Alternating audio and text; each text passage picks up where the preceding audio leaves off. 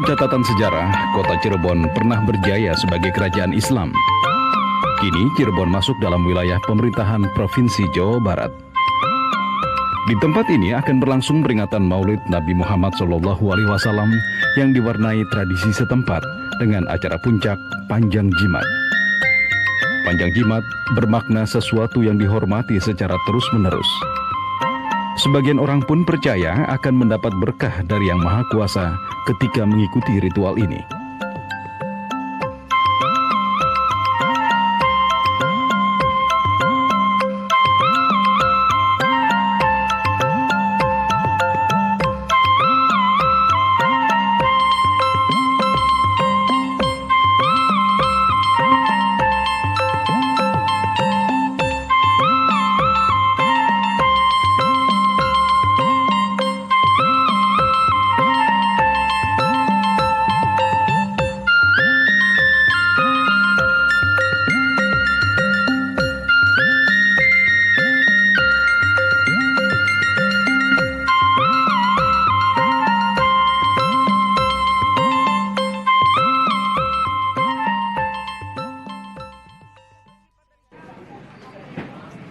Setiap tahun menjelang peringatan Maulid Nabi besar Muhammad SAW, ratusan pedagang memadati kawasan Keraton Kanoman, Cirebon, Jawa Barat. Sejak sepekan sebelum acara puncaknya, masyarakat yang berdatangan untuk menyaksikan perhelatan dimanfaatkan oleh para pedagang dengan menjajakan aneka dagangan. Gelaran dagangan ini terjadi bukan hanya di luar lingkungan keraton, tapi bahkan hingga masuk ke halaman dalam. Tak ketinggalan, pengemis yang berasal dari berbagai daerah di sekitar Cirebon juga turut mengais rezeki di kawasan keraton. Keadaan ini membuat Keraton Kanoman Cirebon yang berada di belakang sebuah pasar menjadi lebih kumuh. Konon, pasar yang menutupi pintu keraton itu dahulu didirikan pemerintah Hindia Belanda untuk menurunkan wibawa Keraton Kanoman, agar tidak punya kekuatan untuk melawan penjajahan.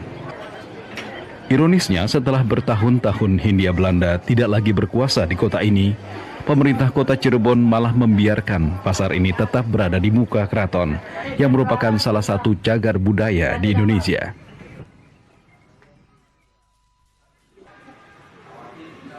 Sementara itu, keramaian di luar bangunan keraton seperti tak mengusik para abdi dalam serta keluarga Keraton Kanoman Cirebon yang sedang mempersiapkan perayaan peringatan Maulid Nabi Muhammad SAW. Masyarakat Cirebon dan sekitarnya menyebutnya sebagai Panjang Jimat. Seperangkat gamelan peninggalan Putri Sunan Gunung Jati yang disebut sebagai gamelan sekaten atau juga disebut sebagai gong sekati dikeluarkan dari tempat penyimpanannya. Gong sekati ini akan dibersihkan di musola Keraton Kanoman.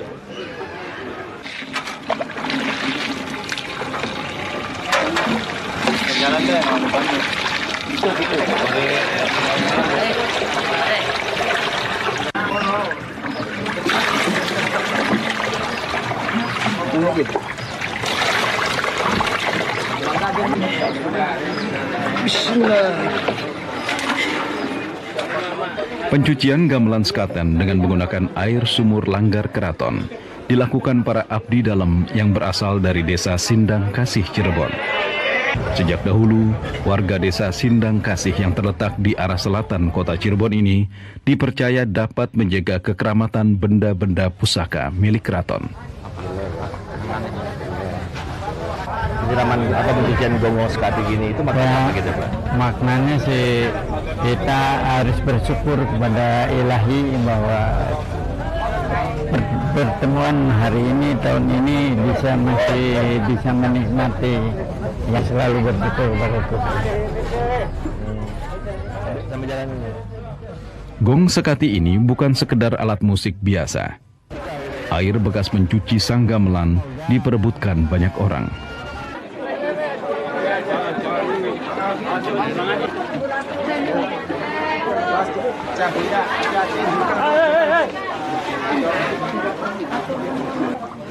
Kebanyakan dari mereka percaya air ini akan memberi berkah kepada mereka yang mendapatkannya. Untuk apa itu Pak air ini? Itu sih sebetulnya ekses ya. Ekses. Kita tidak menyelenggarakan kayak gitu. Cuman ekses dari tahun ke tahun. Terus timbul imajinasi masyarakat yang misalnya begini. Yang petani minta airnya nanti buat di pengalapan sawahnya dikaburkan supaya dengan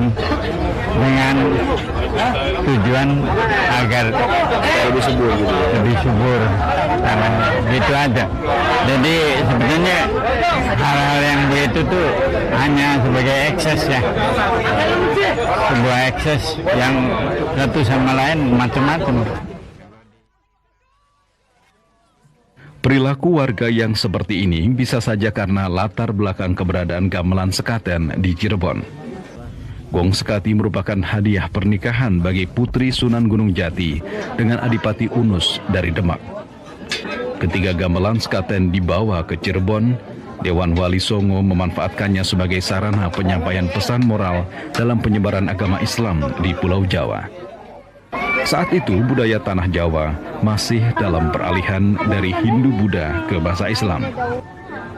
Selanjutnya banyak yang percaya Gong Sekati memiliki karisma sebagaimana pemilik benda ini dahulu. Usai pencucian, gamelan sekaten dibawa ke bangsal sekaten untuk ditata agar dapat dimainkan dengan baik pada acara malam harinya.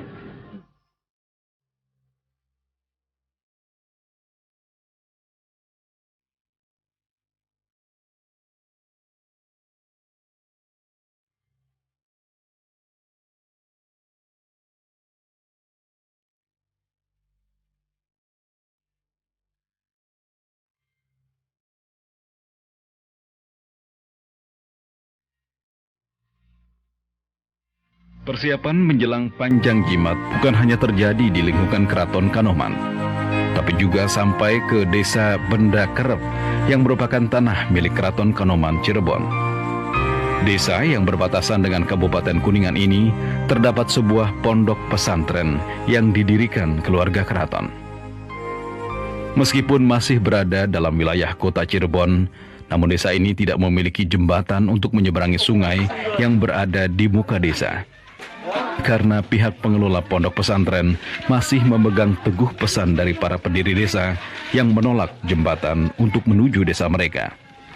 Warga tidak diperkenankan punya pesawat radio transistor karena dikhawatirkan akan memberi pengaruh buruk pada tingkah laku warga.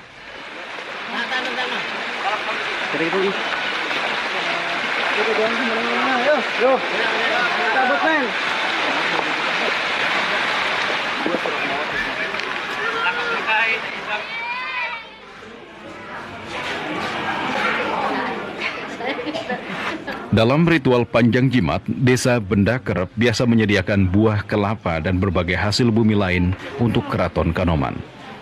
Buah kelapa yang banyak tumbuh di Benda Kerep nantinya akan diolah menjadi minyak kelapa untuk keperluan memasak dalam rangkaian Panjang Jimat.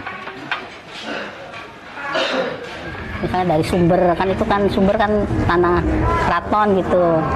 Jadi ada tempat tanah-tanah keraton gitu. Jadi ya memberi upeti lah istilahnya ke keraton itu. Jadi ditanamin apa ya hasilnya ya ke sini namanya tuh ngaturin kalau istilah orang keraton itu gitu. Berarti salah satunya aja untuk hasil tanaman mereka gitu.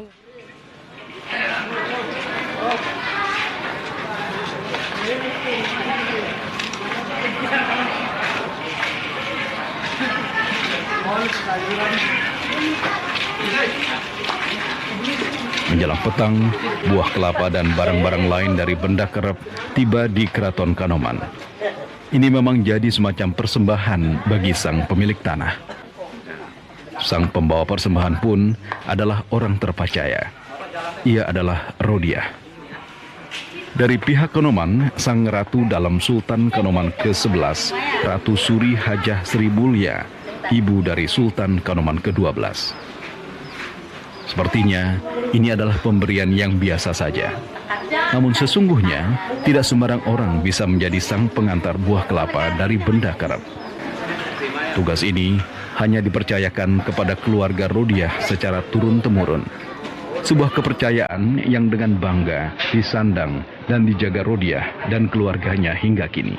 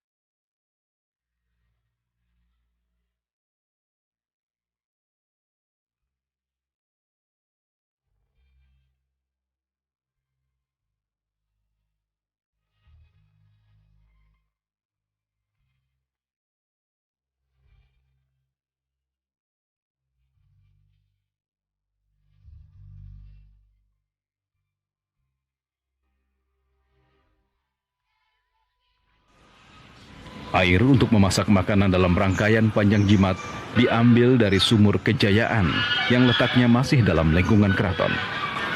Dengan mengusung pundi-pundi, para abdi dalam ini dilarang berbicara sepatah kata pun saat mengambil air.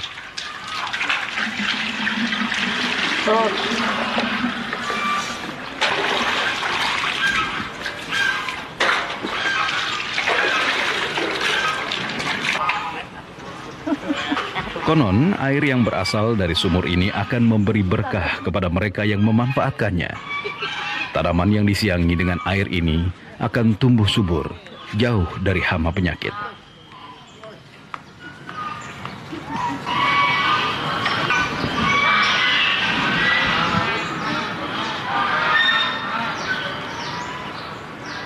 Bahkan ada yang percaya air ini memberi kesehatan bagi tubuh. Karena itu, banyak dari mereka yang datang kemudian mandi di sumur ini atau sekedar membasuh muka. Beberapa ada yang membawanya pulang. Menurut pihak keraton, mata air di sumur ini tidak pernah kering.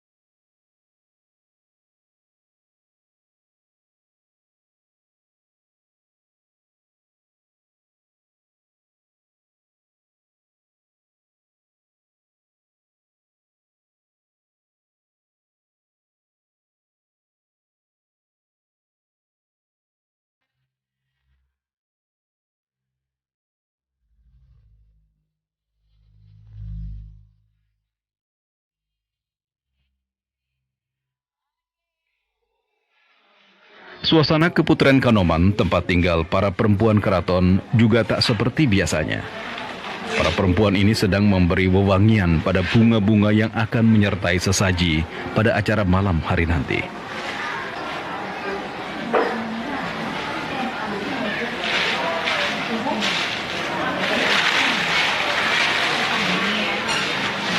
Rata bunga yang semerbak harum seraya melantunkan salawat atau puja-puji bagi Allah Subhanahu wa Ta'ala. Kegiatan ini disebut nyisir.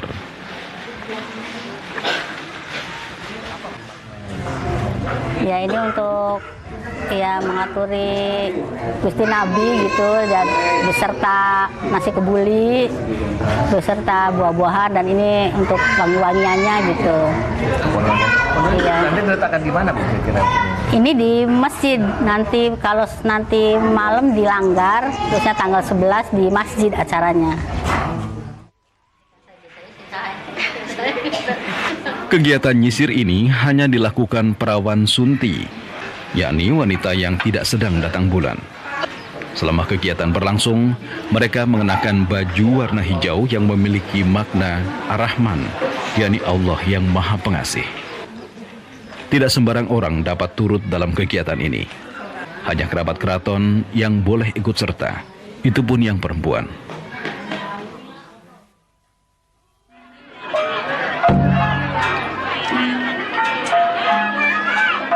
Malam harinya, gong sekati dimainkan di Siti Hinggir. Sultan Kanoman ke-12, Sultan Raja Muhammad Emiruddin juga hadir di sini. Lagu-lagu atau gending yang dimainkan syarat filosofi hidup yang menggambarkan kekuasaan sang pencipta alam semesta. Lucunya, para penonton yang hadir menyaksikan melempar uang logam ke arah gong. Lagi-lagi berkah yang diharap.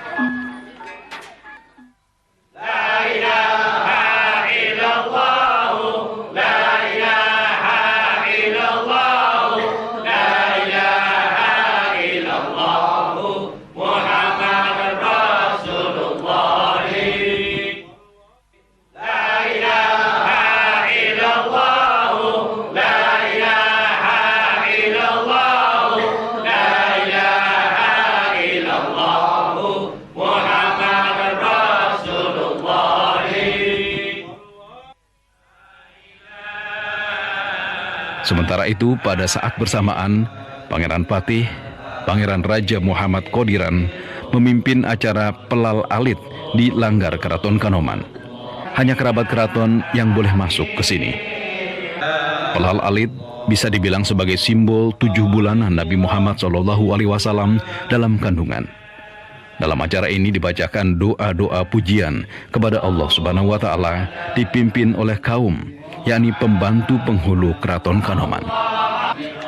Penghulu adalah pejabat yang diangkat oleh Sultan untuk menangani urusan keagamaan. Bunga hasil nyisir pada perempuan Keraton Kanoman juga turut didoakan. Usai didoakan, air tempat rendaman bunga diteteskan ke tangan sang Pangeran Patih.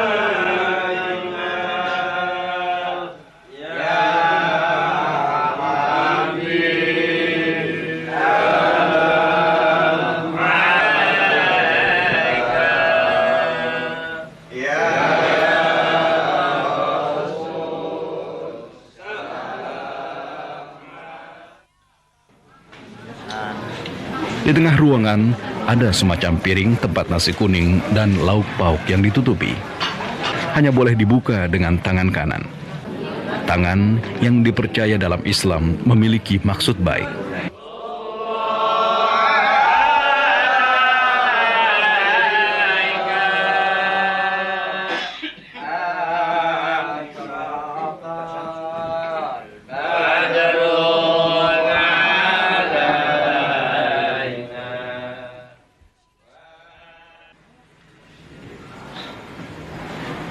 Malam semakin larut. Pelal alit hanyalah satu dari rangkaian maulud di Keraton Kanoman Cirebon. Esok hari masih ada kerbau yang harus dikubur dan hari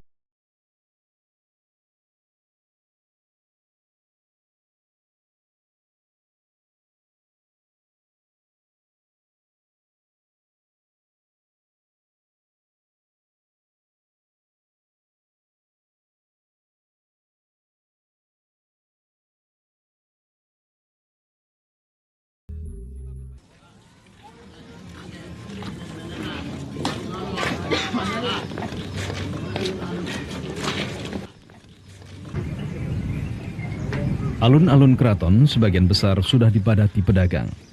Padahal di tengah alun-alun inilah sang kepala kerbau akan dikubur. Meskipun padat oleh masyarakat yang ingin melihat dari dekat prosesi ini, namun tak mengurangi rasa hikmat panca pitu sebutan bagi para abdi dalam ini. Kepala kerbau yang terbungkus kain putih dibacakan doa memohon restu ilahi agar perhelatan akbar yang akan dilangsungkan di keraton ini berjalan baik.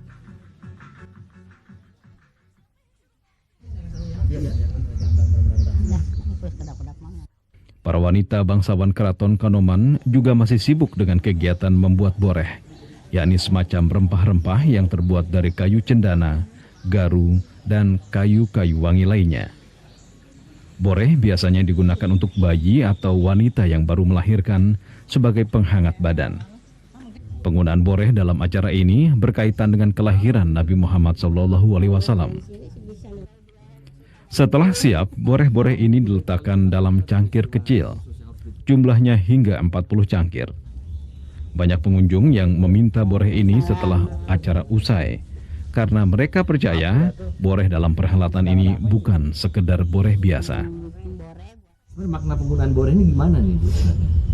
Ya kalau menurut mereka-mereka yang pakai gitu ya ini bukan dari saya gitu, dari mereka-mereka yang pakai gitu ya.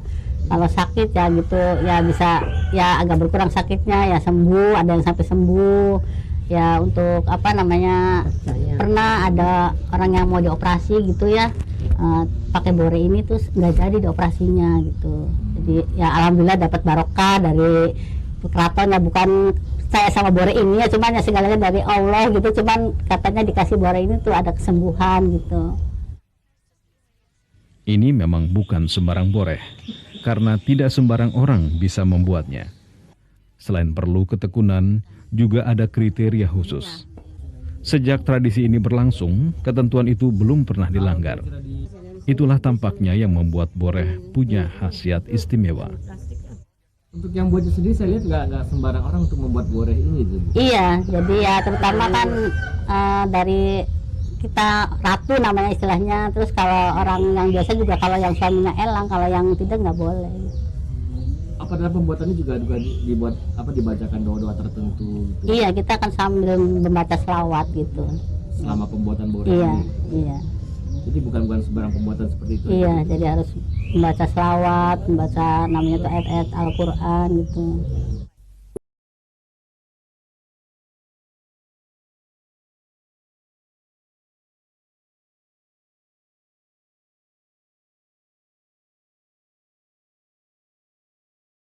Setengah hari abdi dalam mengeluarkan barang-barang pusaka peninggalan pendiri Keraton Kanoman. Di antaranya ada piring besar dengan hiasan berukir berdiameter 50 cm. Biasa disebut dengan The Ceramic of Empire. Selain itu terdapat beberapa bejana dari Persia dan Cina. Juga tongkat dari perunggu yang konon berisi kulit naga yang pernah mengabdikan diri pada penguasa Keraton Kanoman.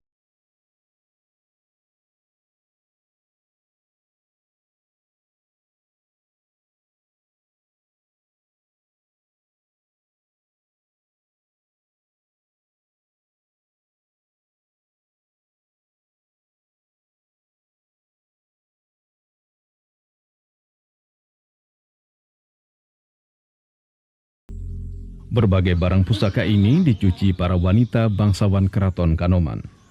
Sambil mencuci, dalam hati mereka membaca salawat untuk memanjatkan pujian kepada Yang Maha Kuasa. Prosesi pembersihan barang pusaka ini hanya dilakukan setahun sekali. Dengan sikap penuh hormat dan hati-hati, benda-benda pusaka ini disimpan kembali oleh para abdi dalam, siap diarak dalam kirap panjang jimat nanti.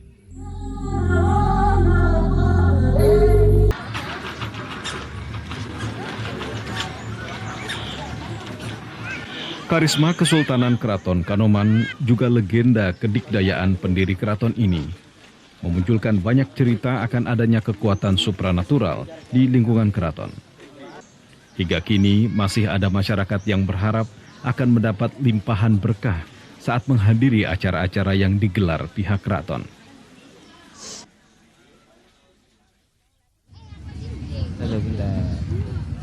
Ini batu apa ini? Padahal tujuan pihak keraton mengadakan sejumlah acara ini sebenarnya lebih untuk melestarikan tradisi yang ada, agar budaya Cirebon tidak punah begitu saja. Tambah sibuk aja nih yang ngurus. Oh iya, ini saya lagi santai melihat batu ini. Wow, ya pedagang-pedagang ini ya namanya. Betul, iya. Gimana bisa saya bantu? Ini pangeran batu ya. Kita pengen tahu ini. Sebenarnya apa harapan dari Kesultanan Kanoman Cirebon sendiri untuk pelaksanaan Maulid Nabi ini? Kita untuk merayakan kelahiran Nabi Muhammad SAW, untuk merayakan yang suci, bahwa sentral di Kanoman ini sebagai apa ya, dan untuk mengajarkan agama Islam atau mengajarkan, dan di sini juga mempunyai kebudayaannya. Jadi di sini kita harus kembali lagi semua kepada seluruh masyarakat. Kita harus bisa untuk memberikan fitrahnya. Untuk itu kita kembali lagi Yang Maha Kuasa.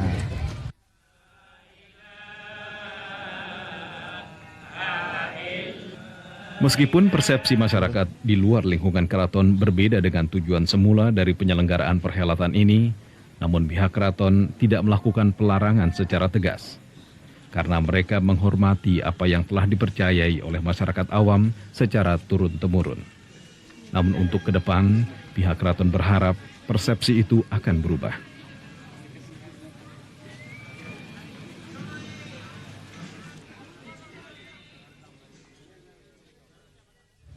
Ya jadi gini, itu punya kepercayaan kami sendiri. Cuma kita untuk memberitahu kepada seluruh masyarakat bahwa itu cuma untuk memberikan semua itu barokahnya itu masyarakat ya. Kita tidak untuk menyuruhkan ataupun tidak untuk memberitahukan ayo semua pada mengambil gitu. Tapi itu kepercayaan sendiri bahwa yang dimaksud dengan pengambilan air itu mereka mempunyai keyakinan, tapi kita tolong kepada seluruh masyarakat kembali lagi kepada Maha Kuasa. Cuma kita berikan fitrahnya aja gitu, untuk melaksanakan. Malam semakin larut. Persiapan untuk acara puncak tak juga surut. Di beranda gedung dalam yang menjadi kediaman Sultan Kanoman, para perempuan bangsawan keraton mengemas keping-keping uang logam untuk dimasukkan ke dalam daun pisang. Kegiatan ini disebut mungkus salawat. Uang ini berasal dari donatur yang bersimpati pada keraton Kanoman. Nantinya, uang yang terbungkus daun pisang ini akan dibagi-bagikan.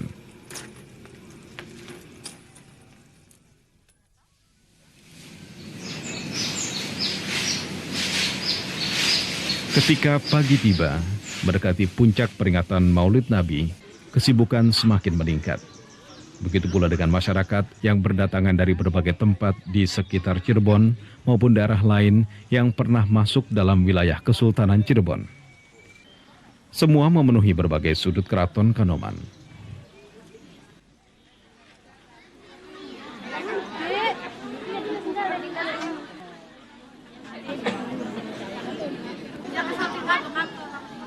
Petang menjelang puncak acara Panjang Jimat, Pangeran Patih, Pangeran Raja Muhammad Kodiran yang bertanggung jawab atas pelaksanaan seluruh rangkaian acara ini memimpin arak-arakan menuju Masjid Agung Keraton.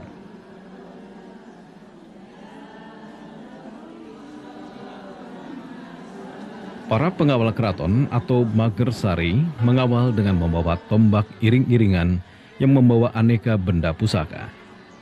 Simbol keraton Kanoman, bendera Macan Ali yang berisi kalimat dengan arti tiada Tuhan selain Allah mengawali iring-iringan ini. Busana warna kuning yang dipakai para abdi dalam bermakna Ar-Rahim atau Maha Penyayang.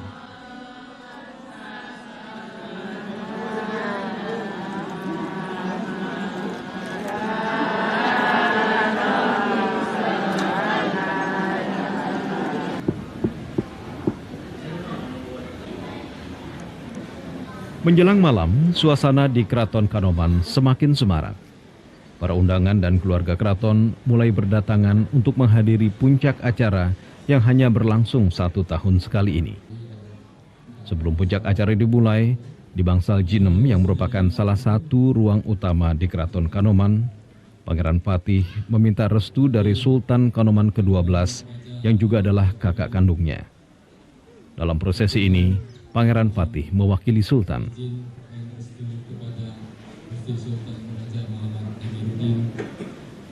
Untuk memimpin upacara Panjang Jimat. Selama prosesi berlangsung, Pangeran Patih tidak diperbolehkan untuk berbicara sepatah kata.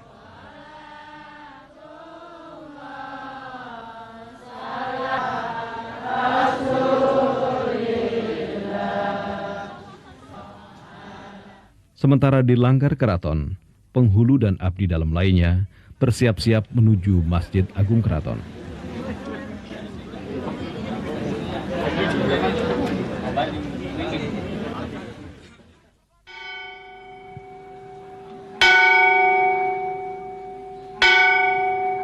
Tepat jam 9 malam, seorang anggota keluarga keraton membunyikan lonceng gajah mungkur, tanda acara Panjang Jimat dimulai.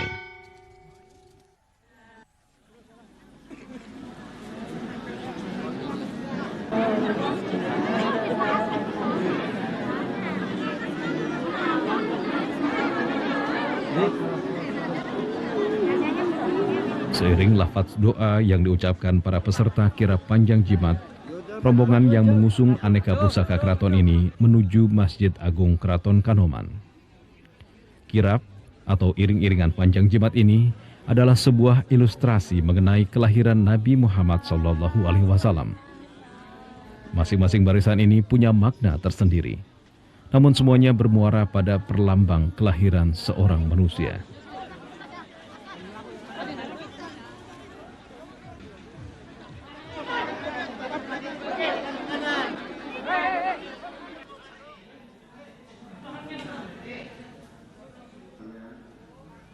Di dalam Masjid Agung Keraton yang dibangun pada sekitar tahun 1679, Pangeran Patih dan seluruh peserta kirap panjang jimat mendengarkan tarikh atau riwayat hidup Nabi Muhammad SAW yang dibaca penghulu keraton.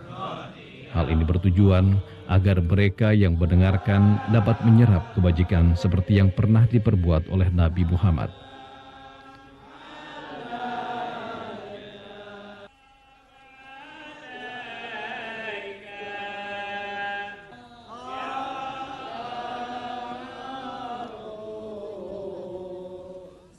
Puncak acara berakhir menjelang tengah malam. Keping-keping uang logam yang terbungkus daun pisang diperebutkan oleh masyarakat yang berada di buka Masjid Agung. Mereka percaya koin yang telah diberi doa-doa itu akan membawa keberuntungan. Sementara berbagai sesaji dibagikan untuk Sultan Kanoman dan keluarganya serta kerabat keraton. Sisanya diberikan kepada para abdi dalam dan masyarakat luas.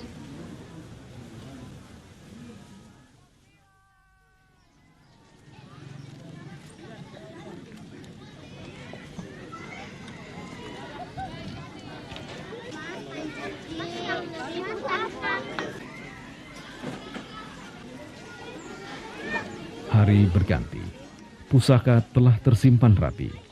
Pangeran Patih menutup seluruh prosesi ini. Itulah buang takir.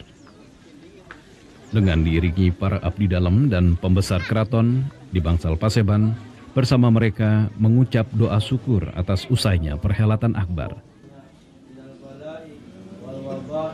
Sallallahu ala sayyidina Muhammad wa ala alihi wa sahbihi ajma'in. Subhana rabbika rabbil izzati amma yasifun wa salamun alal mursalin walhamdulillahi rabbil alamin. Al-Fatihah.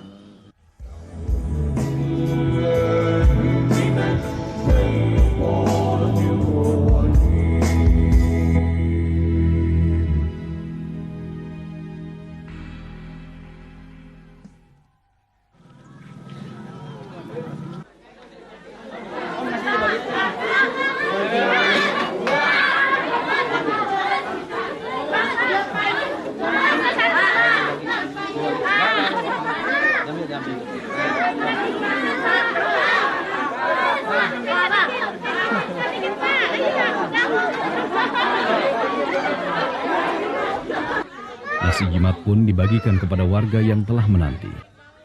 Hingga kini masih banyak yang mempercayai adanya sugesti yang timbul setelah menyantap nasi jimat ini.